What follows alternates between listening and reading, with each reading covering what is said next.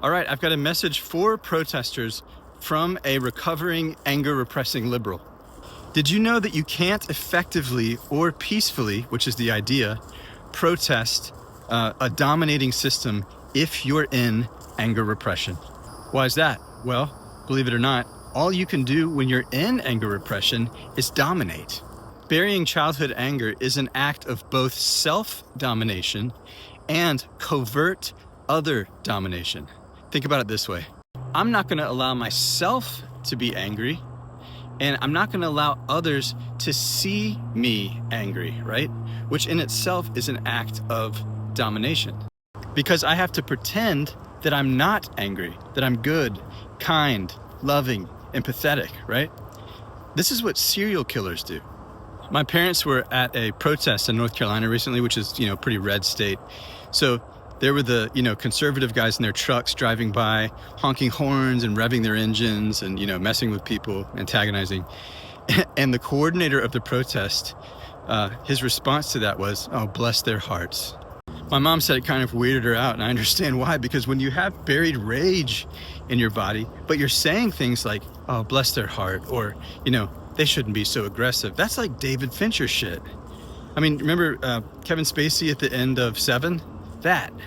Anger repressors, even though they don't consciously know it, are committed to the domination of all, themselves and other people. I know because I am one. So I certainly know how to spot it, right? I also know that not all protesters or liberals are anger repressors. There's also ones that repress hurt and vulnerability, much like the archetypal conservative.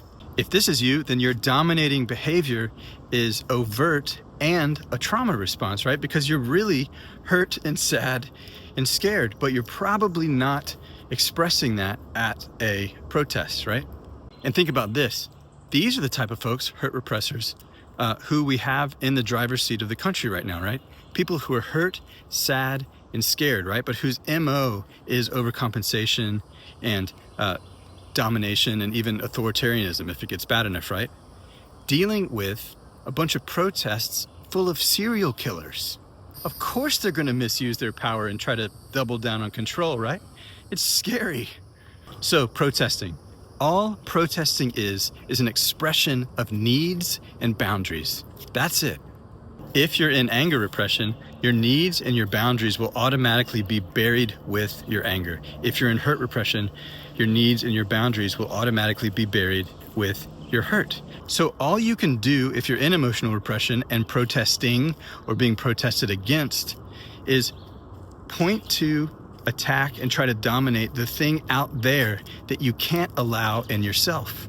Everyone's bullying each other because everyone's in repression and can't truly express themselves, right?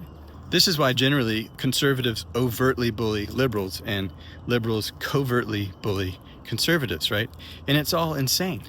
Insane because at an even deeper level, it's just people trying to get their needs met from mom and dad, right? The liberals are saying, "Mom and dad, let me be angry," and the conservatives are saying, "Mom and dad, let me be sad." And as we come out of emotional repression and start to recognize that the authorities or the powers that be are not mom and dad, things get really simple, right? Because protests become like this. "Here's what I need. Can you do that? No? Okay, well, that's not going to work for me." Boom, done. Repeat as necessary, right? We're all adults here. This is what is impossible in emotional repression. If you'd like to make it possible via resolving emotional repression, come work with me at link in caption or bio.